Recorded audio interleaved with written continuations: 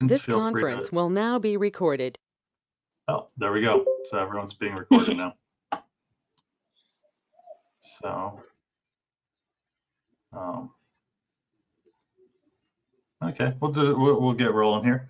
So what we'll talk about here is we'll talk about 30 minutes for Microsoft Word, and then another half an hour with PowerPoint.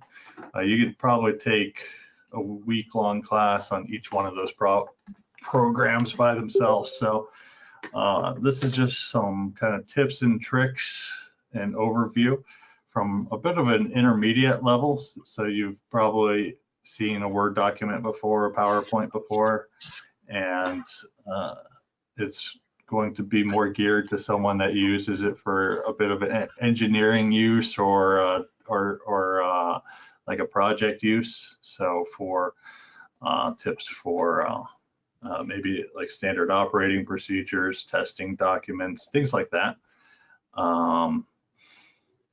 I've put together a little bit of a presentation, and maybe I can you link files into GoToMeeting? If not, then I'll send it to Christina when I'm done.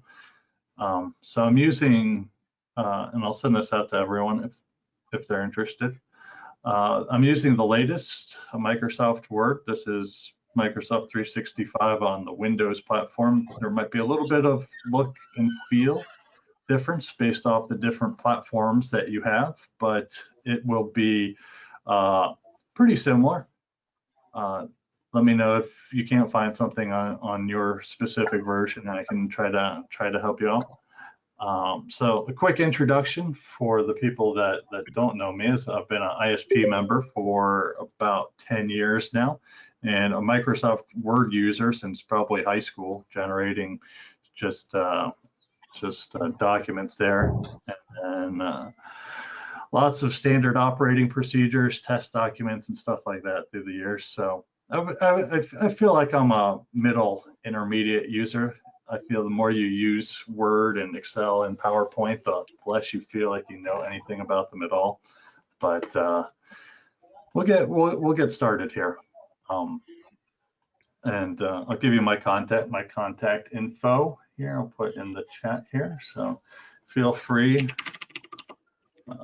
Jeffrey.brown@sp.com. So I'm a quality manager for Schneider Electric.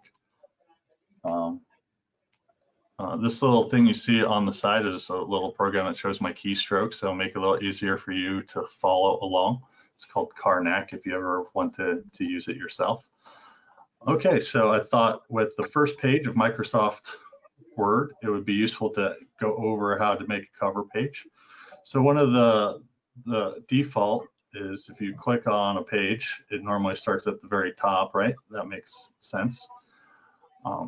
So if you want to have a bit of a cover page where it's centered in the middle, you can go to the layout function here.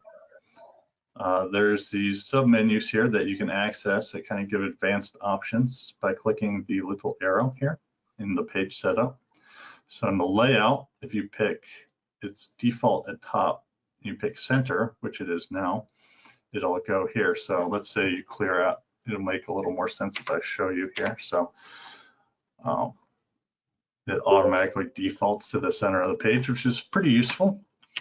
If you want to get fancy, you can also insert a cover page here, and there's a few of these. I actually haven't had too many chances to use it because most organizations will have their own kind of you can't really get too fancy with the style of them, but there's a lot of cool things you can add here. So if you want to make it kind of cool looking page, you can do that.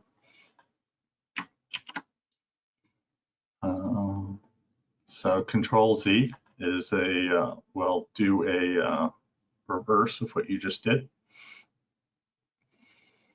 Let me go into a bit of the navigation. So the zoom of Microsoft Word is, if you want to, is you can do the control and the mouse wheel, kind of zooms you in and out, so you can get a real extreme zoom out view or real close. You can also use this little thing, this thing at the bottom. We'll keep it zoomed in a bit just so you guys can see. Paragraph marks is really useful for when you're trying to determine spacing and things like that. So you can do Control-Shift-8, and you get these little paragraph marks. This shows if you've hit Enter here, if you add spaces, you can see here. Pretty useful for kind of making a nice clean document. You can also find that function on the Home key right here. Turn that off and on. One of the nice things when you're making presentations is to use your ribbon display options. So that's right up here. Normally you have the tabs and commands. So if you just want to show these tabs here, you can click that. Or if you just want to get rid of it altogether, it disappeared. My screen disappeared here. Okay, you can go to auto hide the ribbon and you just get pure document here. So it's great when you're doing a bit of a document review session or you're doing a training and you just want to show the words. So that's useful. And you can get out of it the same way you got in. The status bar on the bottom right, I find has a lot of interesting info you can customize. So if you right click there, they have all sorts of info. You can, like if you want to do over type, page number, section, all that has some really good info that you can customize using here. You can, like if you want your character count here, now you shows down here.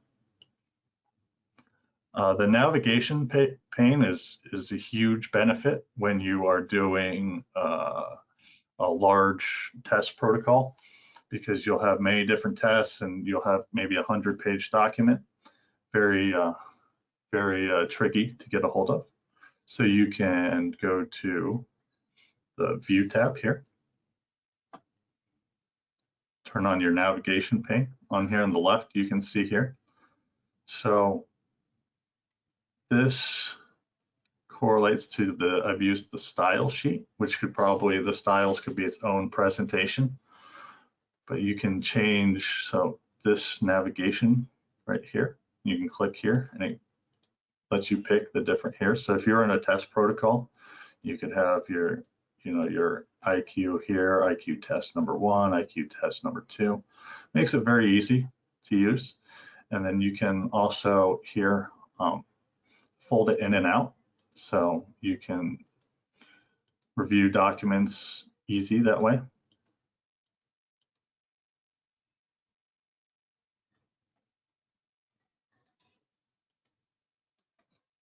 So you can also, within here, you can demote and promote. So it changes, you can see on the style sheet up here,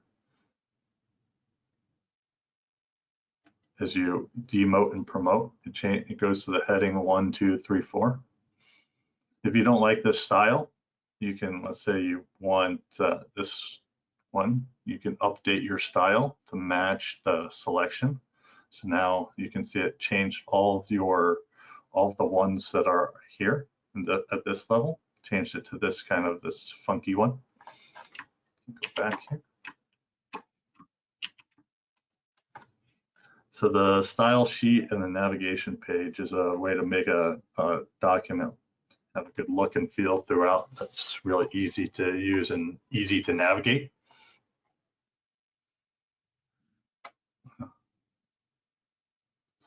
One of the first things I do if I get a new laptop or a new computer is you get this quick access toolbar.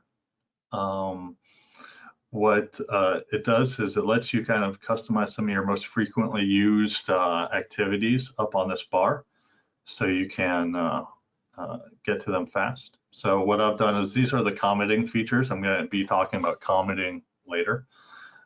You can read, this is read aloud. I don't think this, can you hear this? Probably not, but it'll read it aloud. This is a calculate feature, and I'm going to talk about that in a bit.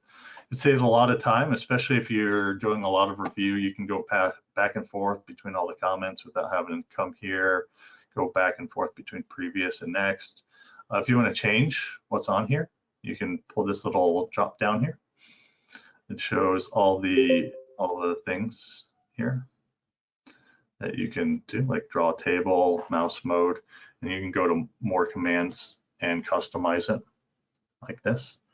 Also, if you right click anything here, you can add to the quick access toolbar. So that's how I've got this set up here. And likewise, you can remove it if you didn't want it up there. Very useful, saves a lot of time. If you can save, you know, a couple of seconds or minutes throughout a lot of protocols, definitely adds up over the course of the project. Another thing I like to do for viewing a document is this one-page feature right here. So you go to the View tab under Zoom and one page. So it zooms it automatically out so you can only see one page on your screen at a time. This is kind of one of the last things I do when I review a document. It's a really easy way to make sure things are aligned. So you click here on the Indent button.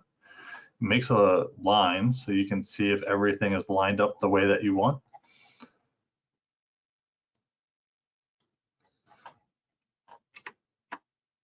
Very, very good way to make sure your formatting is all where you want it.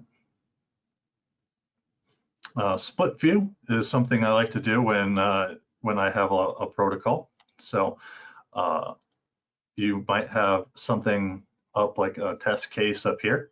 So you'll have a, you know, you'll have some execution steps here, and you'll have like a test method up here. So it's easy to use. These operate independently. So if you notice I'm scrolling on one, the other one stays still, and this one will move. So they operate independently. If you want one bigger, you can just move this up and down. If you just want it to go away, just move the bar out of the way, and you get your normal view back.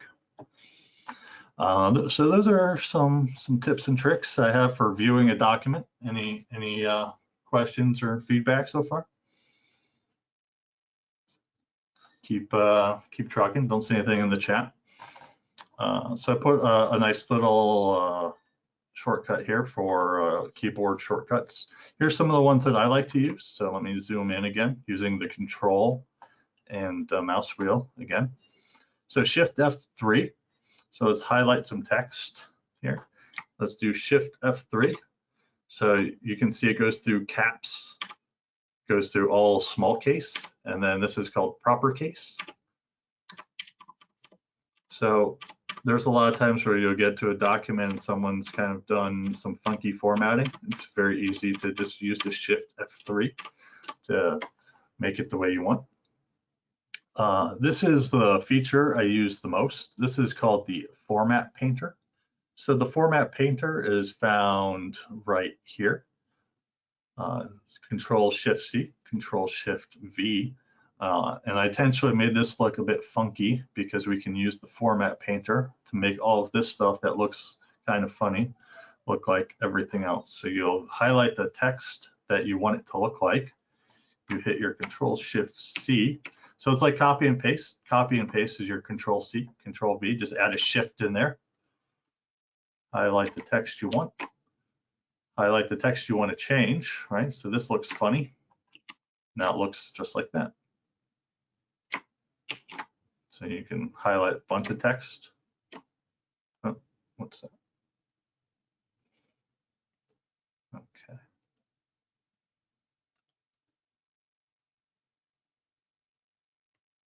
There. Okay. My go-to meeting popped up. I think it was me hitting like Control and Shift, hit like a shortcut. Okay, so there we go. Okay, so working with tables. So you're going to be always, if you're in the engineering field, you're going to always be working with tables. So here's Geoff, we don't see the screen. Oh, there we go. I think there's a shortcut in. I think there's a shortcut by hitting Control and Shift in GoToMeeting that kind of activated something. Do I sound okay now? Screen is back? Yep. Okay, let's keep trucking here.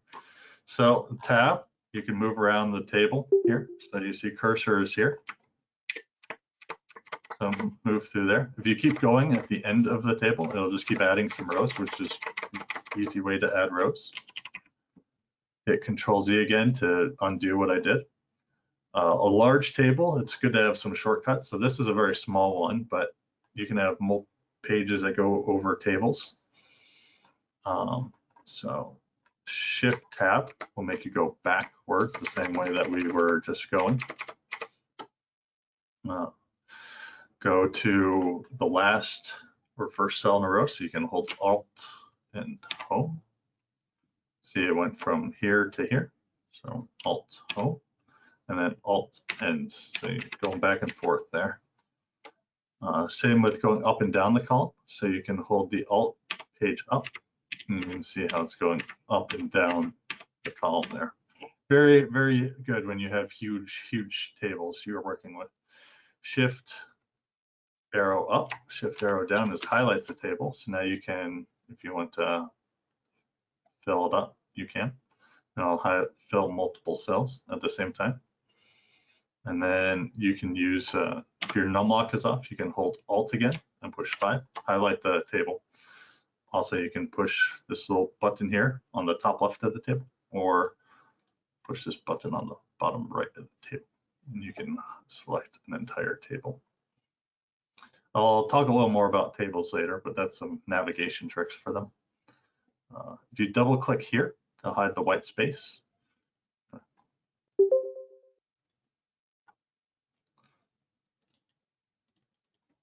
see now there's no more space in between the pages. This is good when you're reviewing a document. You don't need all this space in between. So a good way to hide the headers here. Okay, this one not so useful, but it's a fun little trick. So if you just put in this here, equals rand, you get random text, which this is. So just show you how you do it here. Equals rand, you parenthesis, you get a bunch of random text. Have a fun little trick. Also useful if you just want to test the formatting out or something. It's a good way to do that. You can change how much random text you have. So the first number is the paragraphs, and the second one's the sentences per paragraph. So that's what this is right here. So random 7. There you go. There's a huge amount of text there for you. If you prefer your Latin, there's equals lorem. There is, it's the same as random, except you get some dummy text here. I use this quite a bit. So this is Clipboard multi-paste. So if you use your Control-C, Control-V, right? So let's say, let's take Control-C on this, and you put Control-V. That's what a lot of people use. You can hit Control-Z there to undo, and you can use your Control-X to cut. So those are the shortcuts most people use, but what you don't know is you can have this clipboard, and you can have multiple things on your clipboard. So you can add that. You see I hit Control-C to copy it. Let's add maybe this. And now you have a bunch of things on your clipboard. And let's say you want to paste it now. So you come down here, and I want the second one only. You just click it, and it adds it. Click the third one, adds that. Pretty nice feature if you want to cut and move a lot of things around in your document at one time.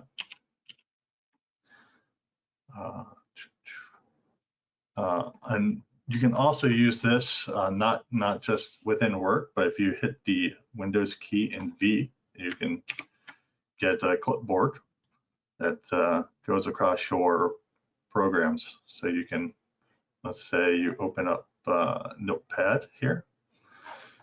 You can put in test here, copy that, Control V, there you go.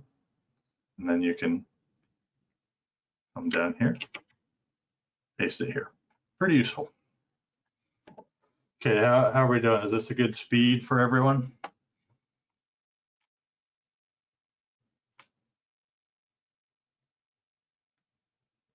Yes, so far so good. Thank you. Okay. So far so good. Good. Okay, good stuff. Hopefully someone's learned something. Some of these features are a bit tricky. So here's an interesting way. We deal with numbers a lot.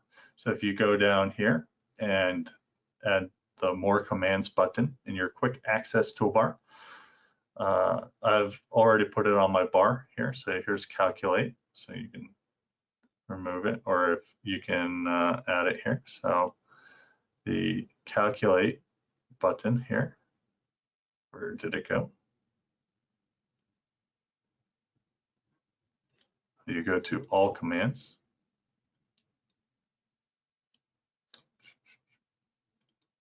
So Calculate. So All Commands, Calculate, and add. Okay. So now you get a little bit of equation. Anyone can do that in their head real quick?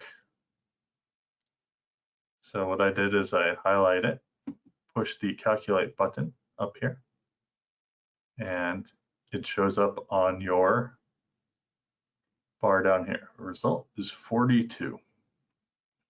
Pretty handy if you're dealing with numbers a lot and you don't want to be tabbing in and out of Excel or other, have it go to a calculator or something. Pretty cool. One thing that we use a lot is symbols. So you can find symbols here. If you'll go to the Insert tab, it's over here on your far right, and it makes a very useful, you can see I've added it to my Quick Access toolbar. So you use a lot of things like the plus minus, the greater than or equals to signs, the degree sign. So I've seen some pretty janky things before where people do like, this is on your keyboard, right? You don't have the equal sign though. So people do like this, and then they'll try to underline it so it gets kind of that. It's a lot easier just to use the symbol, where you could do something like the 0.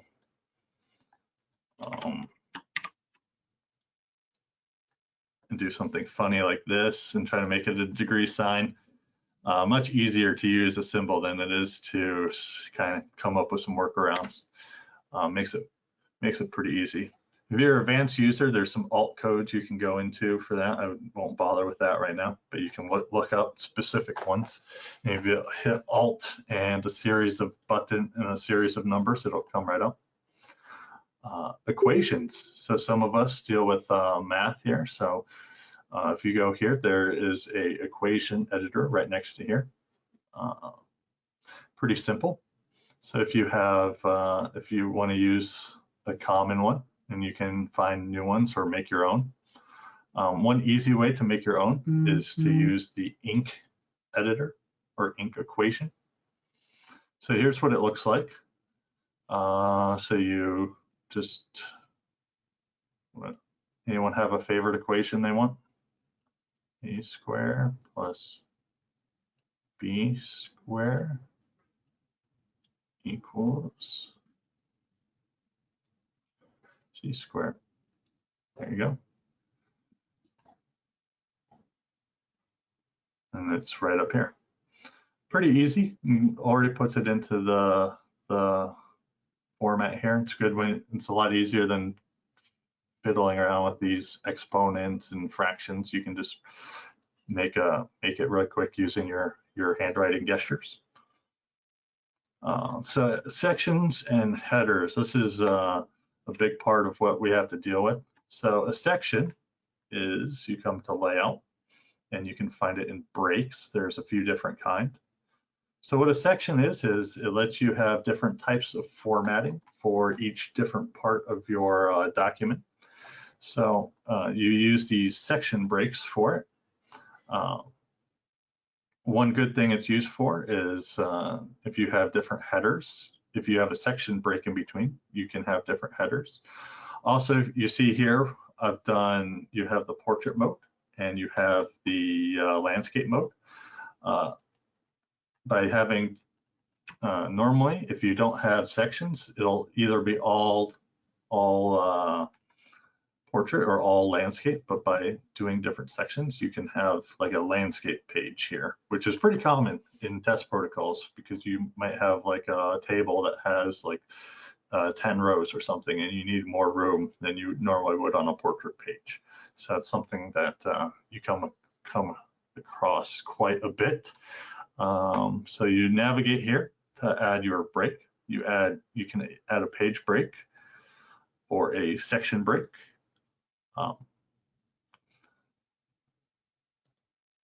The most common ones, this is a bit funky, but the continuous one, it'll start a section on the same page. This is like a page break, the next page, but it adds just a section break there. And so I've done two different headers here. So this is a pretty common one. When you add a header here, you can either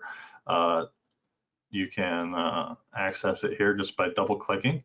So if you double click, you see how this turns this gray and this black, or if I click down here, it turns this black and this gray. So you go into either header and then you edit the header and the footer at the same time. Okay, so going to here, now you have sections, and you can add in like 3 columns, and there's 3 tab stops up here. So that's what I've done up here, is just by doing this blank 3 columns here. That's another way that I kind of prefer doing is by adding just a blank header, and you add in a table. Sometimes you don't want the table lines there, so you can go to the layout and the borders. Here's the border, so you can you can put on all the borders here, or no border. If you turn your borders off, that can be a little hard to see where to click sometimes, like where one starts and one stops. So what I do is I view grid lines. So you can view it on Word, but if you try to print it, then there'll be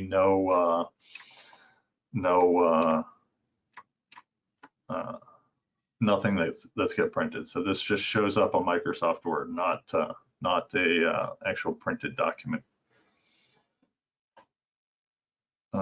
Another thing you see here is a part. So what Microsoft does is they have these context windows. So if you deal with a table or a header, you get a header context window. So in the design for the header, you can put in quick parts. So in your quick parts, you can put in document properties. So you can put in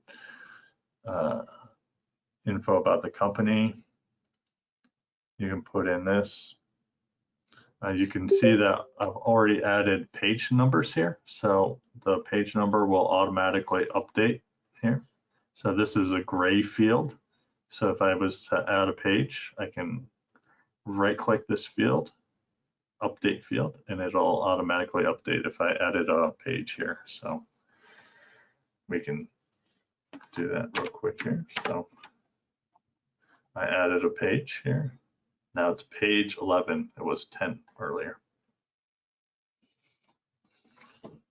Okay, so one of the biggest issues I see with headers is this one button right here called Link to Previous. So what would happen if I push this is it makes this section the same header as above. The issue with that is you have one in portrait and one in landscape. So here's what'll happen.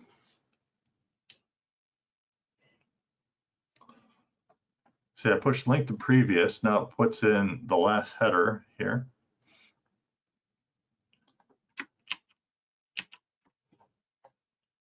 So if you're using your header for different test sections, which is something I see quite a bit, then it gets really screwy real fast. So usually whenever I make a new section, the first thing I do is go over and turn off that link to previous. That creates a lot of frustration and issues you see with headers and footers. So I've mostly been focusing on the header here, but anything you see in the header is the same. That applies to a footer here. So you can add a date and time. You can update automatically. Same with adding page numbers, etc. Right?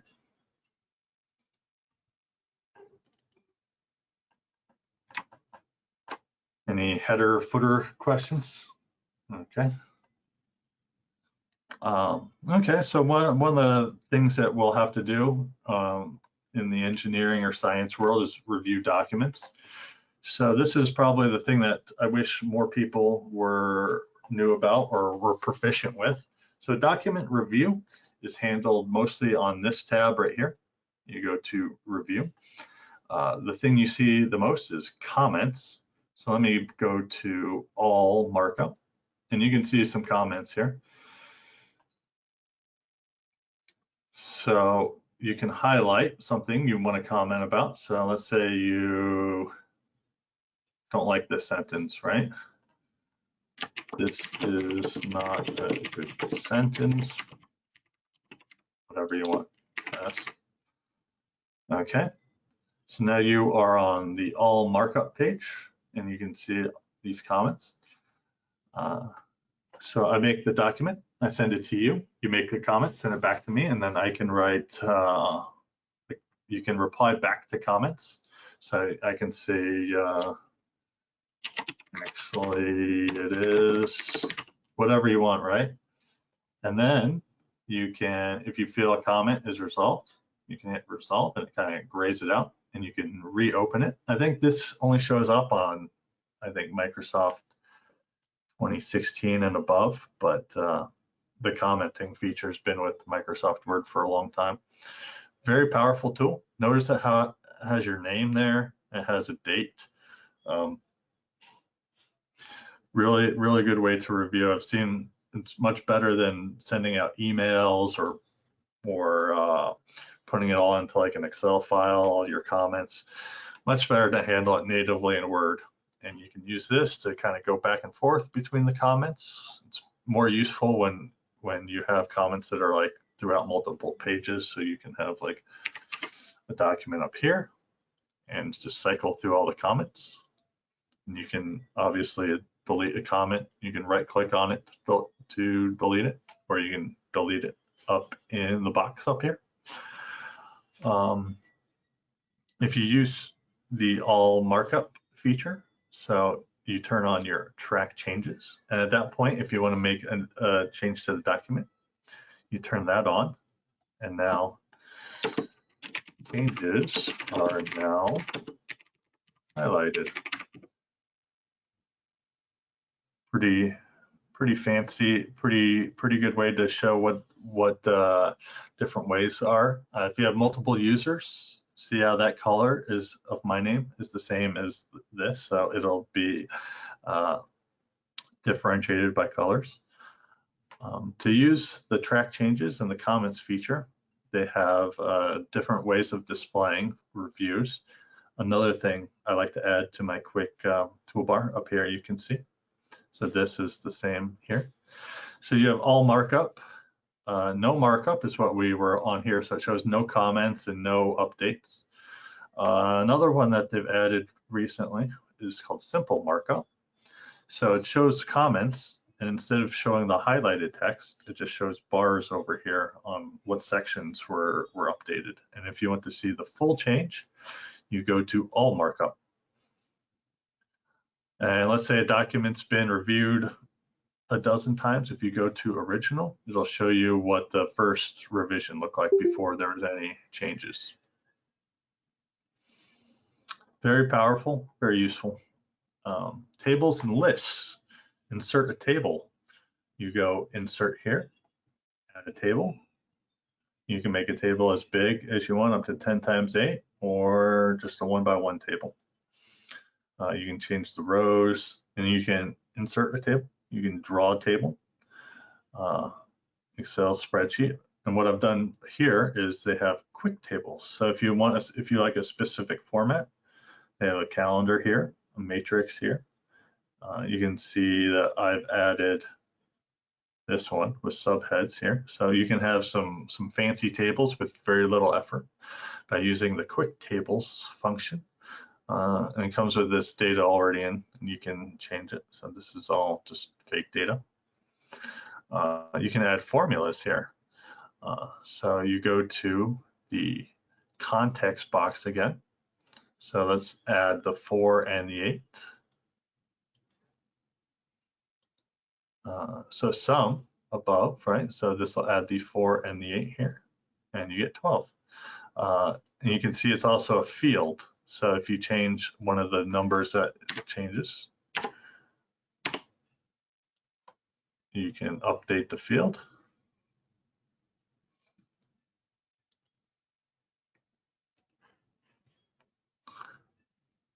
And the value changes. And you can see I kept track changes on. So if I want to turn that off, you can go here. And you can accept and reject changes here too. Okay, so that's how you do. You can do also a lot of different functions here. So you can add in like averages, subtraction, and you can tell all right here. So average, count, if, max. So a lot of the, if you're familiar with Excel, this will look familiar to you. Table to text. So if you go to here and you insert a table again, but you've highlighted, this is separated, you can convert table to text.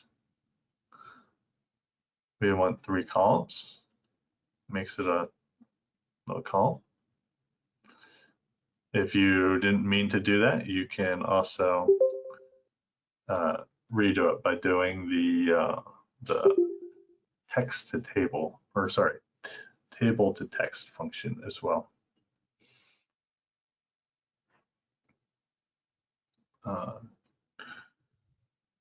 If you have a table that splits across multiple pages, you can use repeat header rows up here.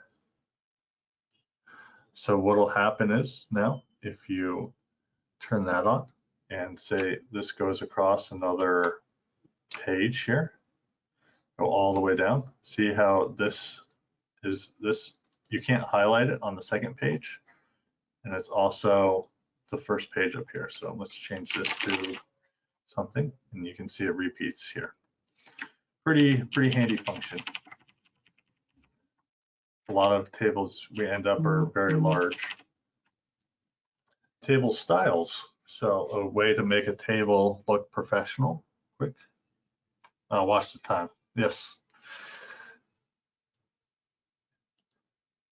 Yes. Table style. You go table design. You get lots of fancy looks here. So let's pick a random one. Looks cool. You just can go through, make your boring table look fancy relatively fast. Okay, and this is some of the navigation trips that I covered earlier. Okay, lists, a numbered list here. So you have a lot of people, you see, will just hard type this in, right? If you add in a new row, what'll happen is if you do that, it'll change it like that. Or if you delete it, you'll like delete one in the middle, right? So let's put a 4 here. You got to go back and redo your whole numbering again. So it's preferred to use a numbered list. So you can use this function up here to create a numbered list, right? So put a numbered list in here. Push it again, and it keeps making more numbers here. If you have some fancy test step numbers here, you can go into here. This is called a multi-level list. I didn't like that it didn't have a 1.1. It starts only at 1. So you can define a new list here. So you can start it at, say, let's say you want it to start at 1.1. You can do that. 1.2, etc. Right? So that's what I did here. You can see my multi-layer list here. So 1.1, I didn't go all the way down. So if I added another one, it would come up looking funny, but it's a good way to have a list here that describes it. So that is, any questions about Word? I can open up the floor here before I move to PowerPoint.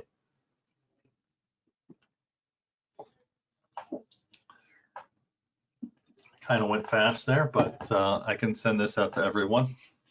I kind of enjoy using Microsoft Word, so if you have any formatting questions, any issues at all, send it over to me. Happy to help. Okay, thank you.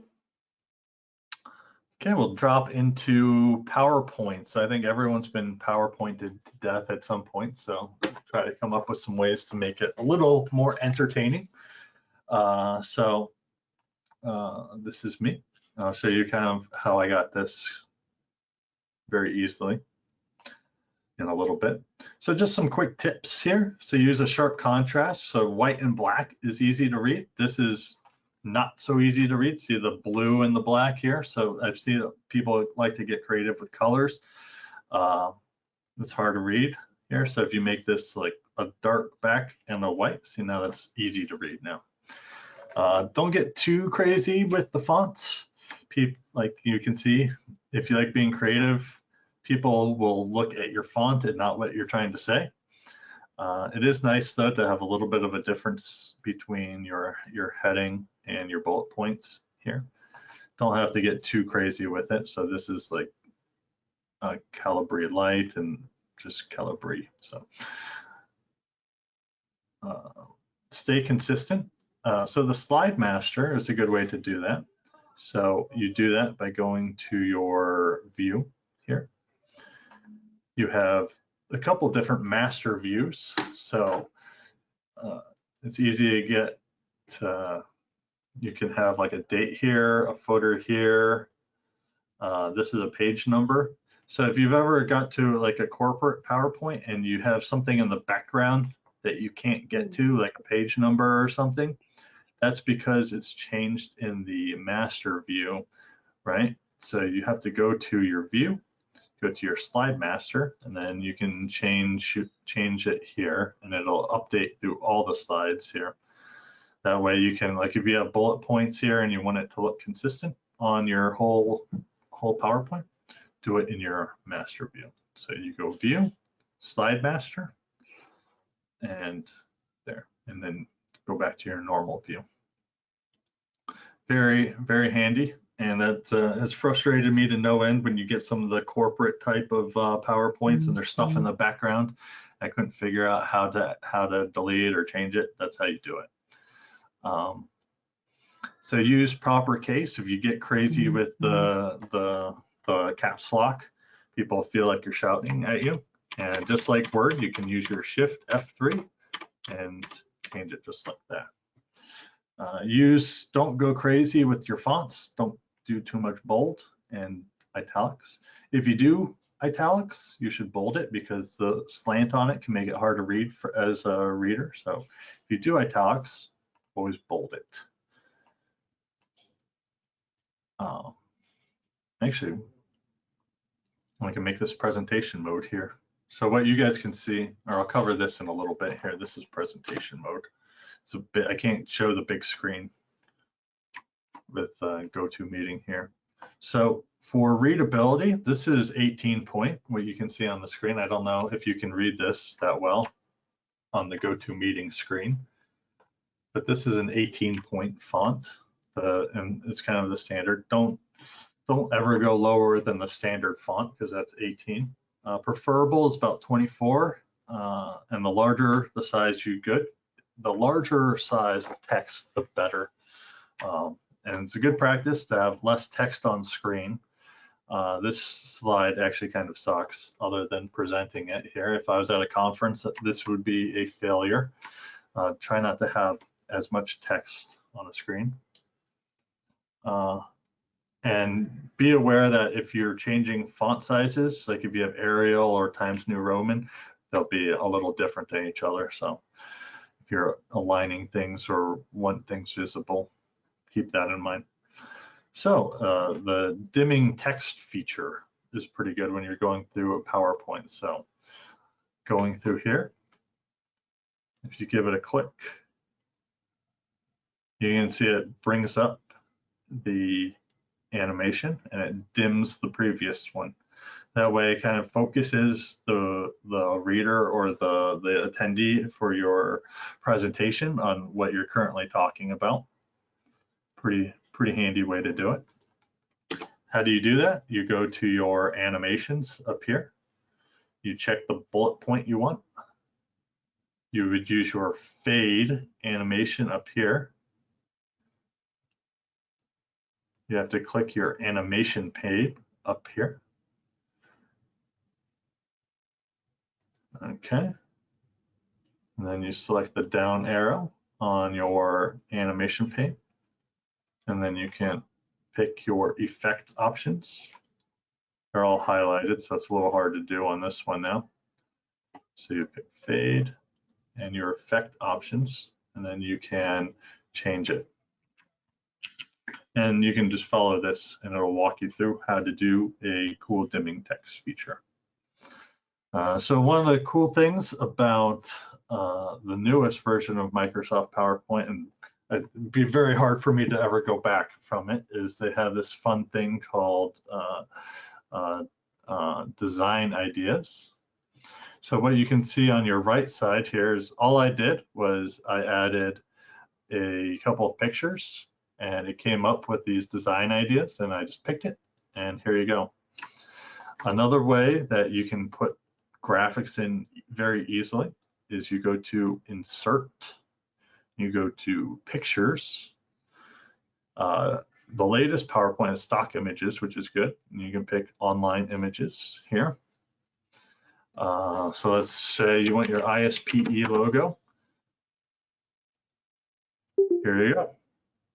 If you're worried about not about copyright, turn on the Creative Commons only, and that is generally copyright free types of images. So that's ISP. So you can add in pictures like that. Pretty handy feature. So I'll show you the design ideas in action, right? So here's a very bland and boring slide. So you use your, this is it, right? So then you can add in some design idea samples, right? So it automatically makes these icons. It even kind of picks up on what it's talking about. So it like puts a little beaker for science, does a little funky header here.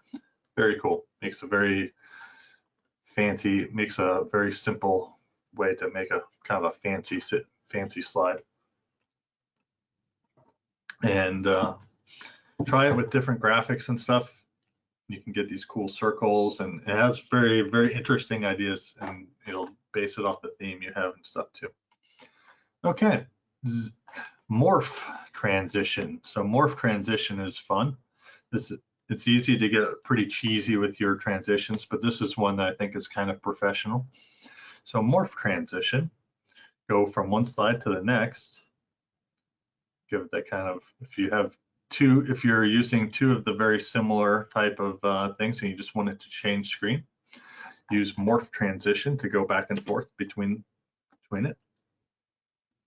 So that is in your transitions. You select Morph again, and you get a Morph Transition that'll change the slides.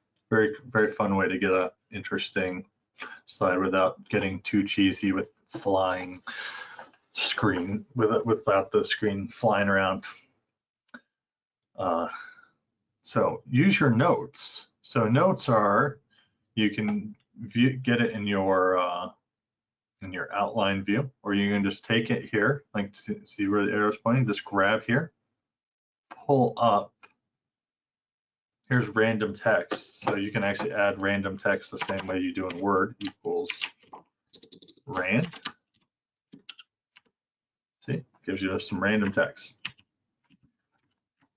Okay, so the notes here is useful when you go to presenter mode.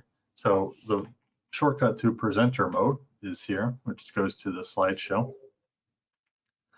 So you can see here, here's your notes. So if you're giving a presentation, you can just make a few points here, not use a lot of words. And if you want to speak for a couple of minutes, you can put in all of your text right here. Very, very good way to kind of keep a clean presentation for your slide, but still have some meat to your talk. So let's go to our bonus effect here. So here's the bonus zoom effect. So you pick this, pretty fancy, right? So you can go to insert, there's zoom here. So you can do a summary zoom for the whole thing or a slide zoom, and you can pick what slide you want. Okay, so if you're in the slideshow mode, there's some tricks you can do. So if you push F1, if you forget, here's general shortcuts here. But if you push W, whiteout. If you push B, it goes to a blackout. And you can also find it down here as well. So you just blackout, whiteout down here. Control P gives you a pen. So if you want to go check, check, check, or you can do Control I to get a highlighter. So if you want to highlight things that are important as you're talking, feel free to do that. You can use, so let's say you can't see this very well. Someone said, hey, can you zoom in on that? You can use the zoom here. If you zoom all the way out by hitting the minus key, it shows your entire presentation. And you can use the zoom into the slide here by pressing down here. So some fancy things you can do in a presentation without having to kind of back all the way out of your slide and doing that. So I'm going to discard the ink, but you can also, if you want, you can keep the ink that you just made. Alt-Shift ordering. Here's a very, I learned when I had like a bunch of slides that had like a list I had to change. So hold Shift, push Alt. You can see how it changes the order here. Simple trick, but if you have a lot of lists that you need to change, you'll saves a huge amount of time. Okay, Smart Art is a way to get a pretty fancy looking graphic with without much problem. You can insert here Smart Art. There's dozens for different types. So Smart Art is generally just a list here of things that's presented graphically. So you push this little button here to come up with the text here, and depending on the graphic you have, it'll make it look differently. But it acts like an outline, so you can indent and outdent or promote and demote different subjects.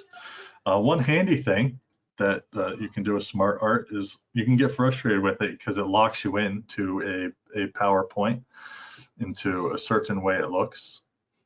So you can change it up here to make it look kind of fancy, and then you can also do some things here if you want different looks and feels for it. Let's go back up here. So let's say you want to kind of spread out a little more. You want to control each part here. So you right click, you go to the Ungroup function. Let me find that here.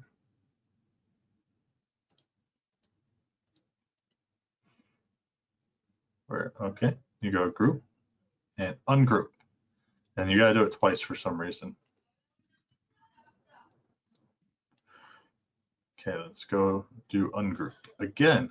And now each thing is its own thing, right? So now you can maybe move that here, that there, that there. So you can use kind of the Smart Art as a foundation and sort of move this around to make it look different ways. Pretty cool way to make your graphics. Charts. So we're going to be pretty common to have charts and data that we need to present. To edit a spreadsheet, you can insert a chart, and so I've already done that here, but if you insert a chart, it'll already come pre-populated with some data. So that's what I've already done. Many different types of charts, radars, waterfalls, all sorts of really cool stuff, combos. If you want to edit, you right click, edit data, and it comes up with a little pretend Excel. And this is not a separate file. This is just within the PowerPoint itself. What's nice is it already comes with data, so it shows you how you can kind of format your data to make it look the same as the table below. So it'll also automatically update as you update this, right? So there's 3 series here, this blue, the orange, the gray. So let's say you want to change this from a 2 to a 5. You can see how the bar change with it, right? Pretty nice. You can also open this up in Excel if you're an advanced user and go crazy with that. Okay, so it opens up a little context menu here. So if you want to make a very fancy looking chart very easily, go to your context window. You can have some fun designs like that. You can animate your chart. I've already done that. So this is what it looks like. If you're giving a presentation, so maybe you just want to talk about one category at a time, like you have 4 different categories of deviations. You can say we had 4.3 January, 2.4. Good way to kind of focus your data as you're talking about it through your presentation, so it's not overwhelming your viewers with information. So the way you do that is you go to your animations, you go to effect options here, and you can do various ones. I like by category, I think is the best one because it shows each one as it is, but you can do by series if you want and play around with that. Very cool, good way to do it. Another way when you're using data is just not use a chart at all. I see we got about 5 minutes left, so we're almost there, guys. So this could have been a bar graph, right? You could have had 1 bar for 65%. This is just made up data, by the way. So, but you can use like use a graphic to kind of represent. So this is a table here. So I got the pill using just the same picture I got from before, using the online pictures. I just typed in pill. You can change the background color like I did here. Format background, get yourself a new background color. So a good way to use a chart is just not to use a chart. You represent your data in some sort of graphic way. Another slide. So like, let's say this is a map here. So you have, you want to represent, like, this could be another bar graph. It could say like Singapore, Indonesia, India, whatever, right? And you have response rates. Or you just put like a map. You could have different things here to kind of represent. These are using the icon feature. This is, you need a newer version of PowerPoint, I believe, to get that.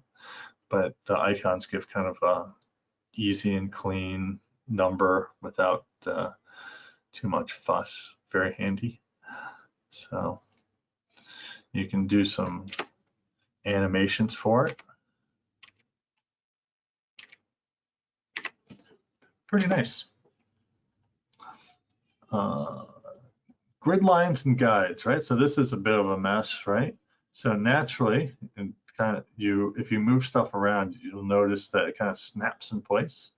So that's a very easy way to align things. Also, if you go to the View tab, there's grid lines. You can see how it adds this. This doesn't print out. This is just for the view. And if you go to presenter mode, it goes away. So this is just as you're designing the slide, and guides, which adds in this one here. So if you want to align things, good way to do it here.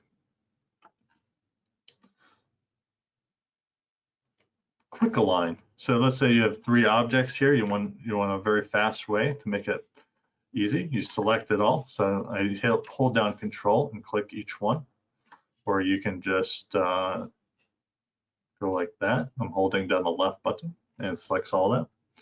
You go to the context window again, align, and say align center.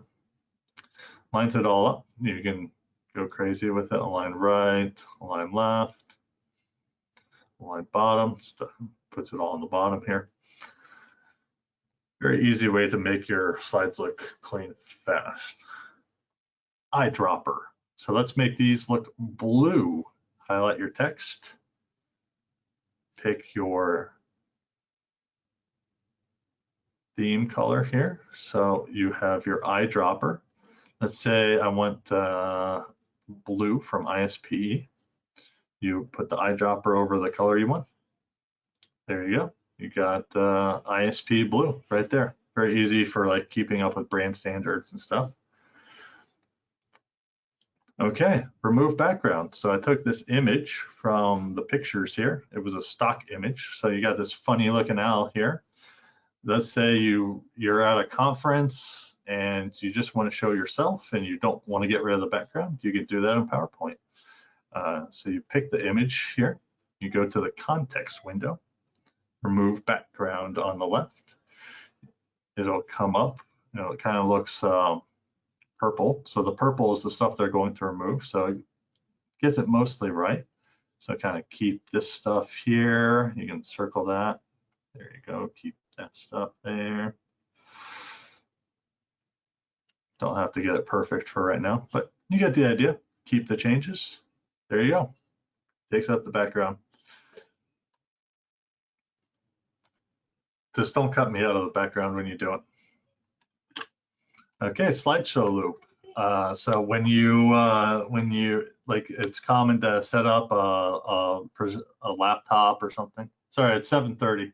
You guys can take off if you want, or I'll about a couple more minutes left. So appreciate everyone's time. Slideshow loop. So if you want to set up a laptop or something, or like you're at the ISPE conference or you're at some sort of training event where you set up a projector, you've followed your PowerPoint here. So you go to your slideshow here. You can set up a slideshow here.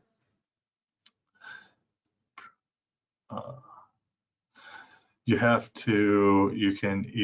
use timings, and you'll loop continuously with this button right here. So you have to go here to each transition. So the transition is between each slide, what it looks like. You have to set a time here. So let's say you want to transition after 5 seconds. And you do that for every slide on your presentation, and it'll just keep looping through. So good way to do that. So let's see if it does it. 100, 2, 100, 2. There you go. See, automatically shifts. Okay, you can make a, let's say you can use PowerPoint as a video editor if you want. You just save it, save as. MPEG-4 video. There you go. MP4 file. This only works if you've used like the slideshow loop and you've set it up already, so it automatically transitions, and you can upload your PowerPoint onto YouTube if you want. Pretty cool feature. I've had to use it for some like class presentations and stuff. Themes and templates. So the themes and templates here. So here's a little GIF I made here. Shows you what it looks like if you do the different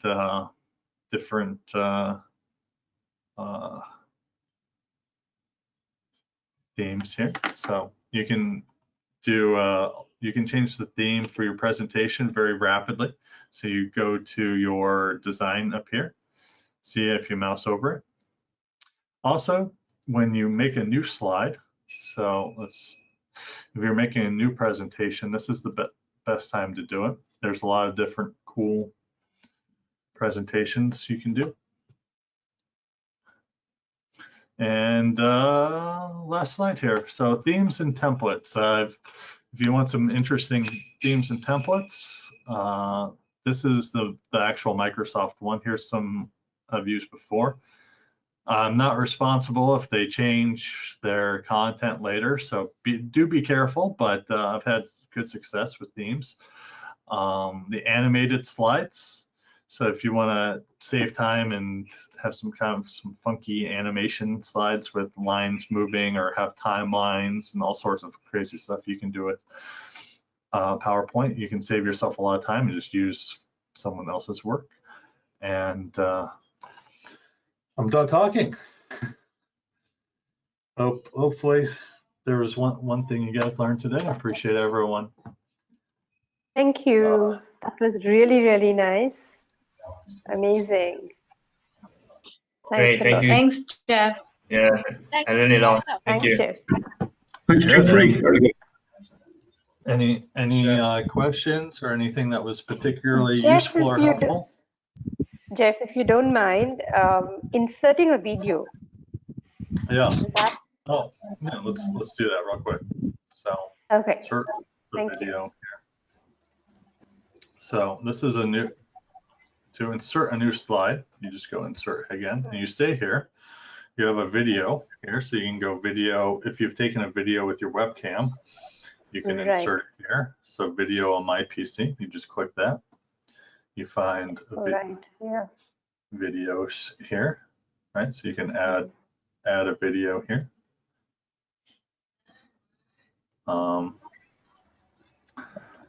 Yeah, so here, let's see. And I think this was a class presentation I made here. Yeah, here I am. So, There you are. so you can hit a play button.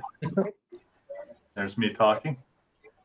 Right. Yeah. So what you want to do when you're doing you can control when it starts, and Yeah, up here, that's what I wanted like to the see. duration. Yeah. So let's say this is if you look at the bottom here, it shows you how long a video is. So this is a 12-second video, right? So you can do your transition. So you would do your transition of the slide after 12:64.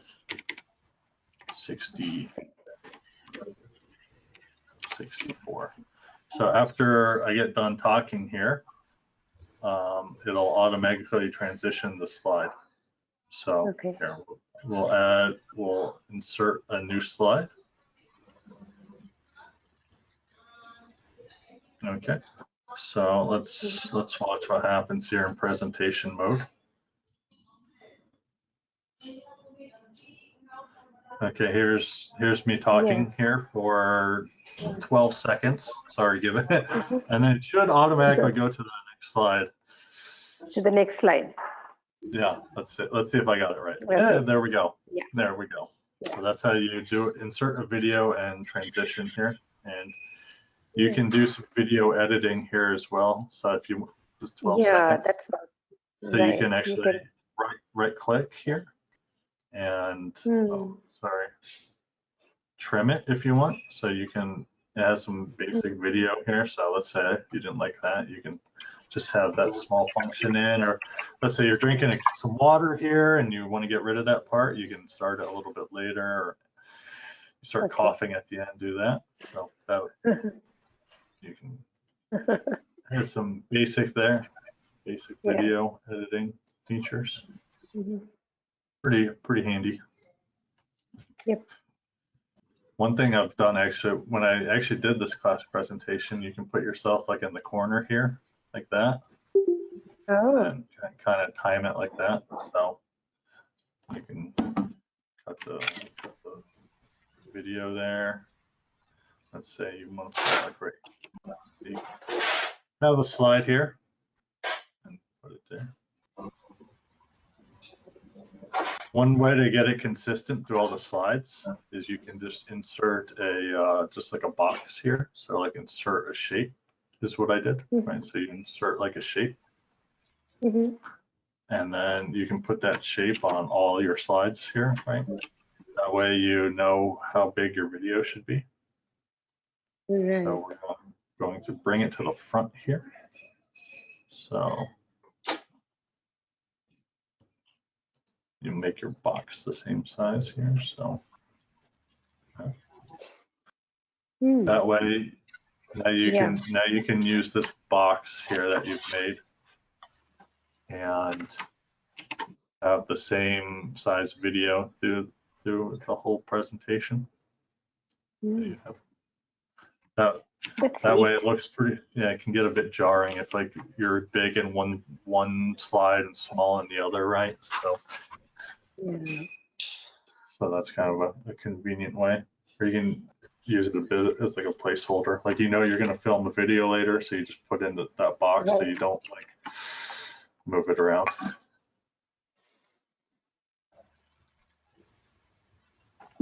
Anything else from anyone?